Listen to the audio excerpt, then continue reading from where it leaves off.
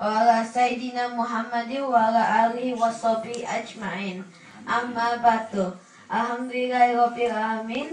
Today I greet you with Islamic greetings. Peace be upon you. And now I would like to start with the topic of science in Qur'an and all the science that you can find in Islam. Because in Islam you can find a lot of science. And one of the things I would like to talk about is how the heavens was created.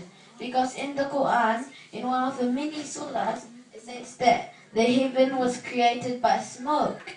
Except this information was found out by scientists only a few decades ago. Like today they found it, about the information how the earth was created. And in the Quran, in Surah 51, ayat 48, Allah subhanahu wa ta'ala says, "And the heavens we created with our own power, and we intend, and indeed we will continue expanding it." And in the surah, Allah subhanahu wa ta'ala says that He will continue expanding His universe.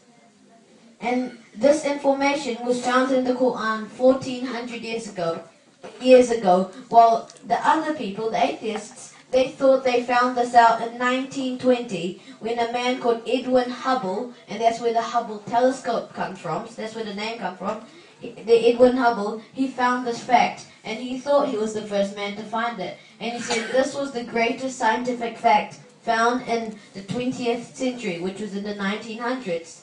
But this fact was found in Quran 1400 years ago. Another surah I would like to talk about is Surah 21 in ayat 105, where Allah subhanahu wa ta'ala says, "Remember the day when we shall roll up the heavens and earth, roll it up like a written scroll." And the scroll is like a piece of paper where people write down what you want to write down. And Allah subhanahu wa ta'ala says He will roll up the heavens. But when you think about this, how will the heavens be rolled up? Because that is impossible. You can't roll up the stars. Except when you look at a black hole and you look at how a black hole is made, you'll find out it is like a scroll. It is a spiral. And when a black hole sucks something in, it rolls it up and it destroys it. So Allah subhanahu wa ta'ala may be talking about a black hole when He mentions this, and He may be prophesying about the heavens being destroyed by a black hole. And by the heavens, He means the universe.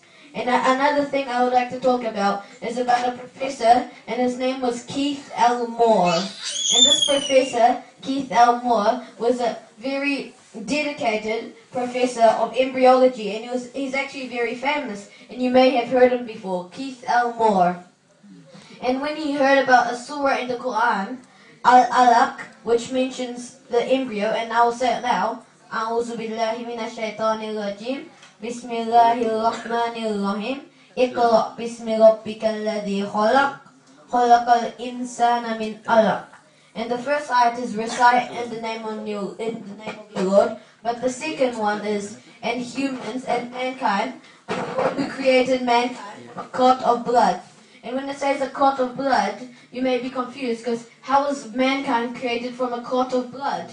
But when you look at an embryo, which is a baby, an unborn baby, you will see that its external view looks a lot like a clot of blood because of the large amount of blood in it. And the clot of blood can also be translated as leech.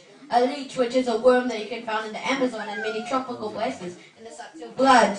And when you look at the unborn baby, it looks a lot like the leech.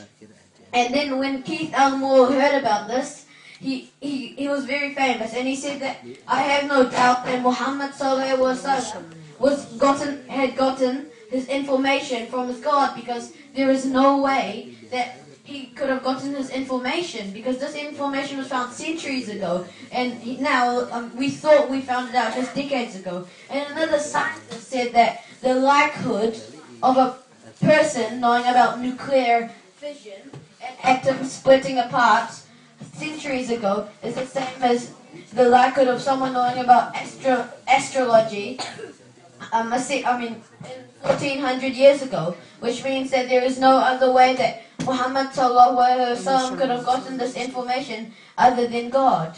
Thank you very much. Now I would like to continue to my second topic, which is about salah.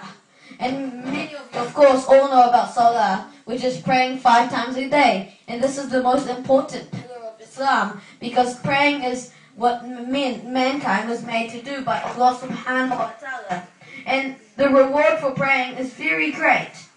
Because if you pray Sunatul Fajr, Allah subhanahu wa ta'ala says that just praying Sunatul Fajr, its reward is greater than everything in the world and everything inside the world.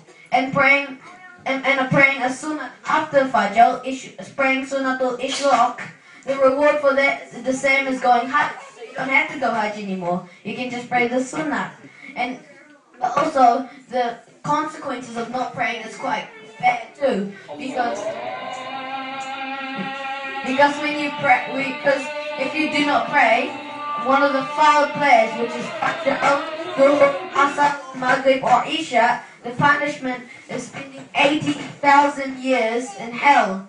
Except Allah subhanahu wa ta'ala also, Muhammad said, do not worry, because let's say you pray 3 times a day, 3 times every single day, which is not good considering you have to pay 5 times a day. Except, don't worry, what you do is you keep praying 3 times and then you move to 4 times a day. And until you can pray 4 times a day, very good, then you move to 5 times a day. And then after you can pray 5 times a day successfully, move and pray the sunnah prayers, which is before the fard prayers and after the fard prayers. And inshallah this will make up for the prayers you have missed, because praying is extremely important. But do not worry, Allah subhanahu wa ta'ala is very generous, because He says that if you take 1 step towards the mosque with the sole intention of praying, all your bad deeds, which are small, are completely gone. And if you pray a few surahs like Surah Al-Ikhlas, Qul Huwallahu Ahad, if you pray that, if you